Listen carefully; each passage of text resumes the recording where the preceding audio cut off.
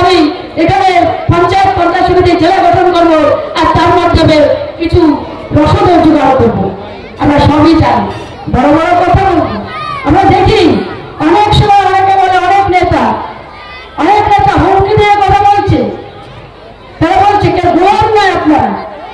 অনেকে বলে, একটু আগে শুনলে বলছিল, আমি মাইকে শুনছিলাম, রাজনীতি করতে এসে অনেকে যারা সুমানদার মতন জন্মলগ্নের আগের থেকে কংগ্রেস থেকে করে এসছে, তাদের আজকে কোনো অধিকার নেই।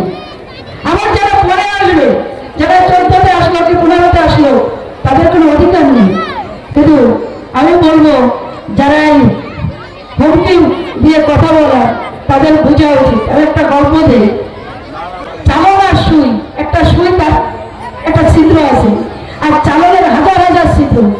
চালন সুইকে বলছে যে তোমার একটা ছিদ্র আছে, সে দেখছে না যে তার কত হাজার হাজার ছিদ্র। তা আঙুল তোলার আগে কে কাছে একটা আঙুল যদি তুলতে হয়, তার 4টে আঙুল নিচের দিকে থাকে।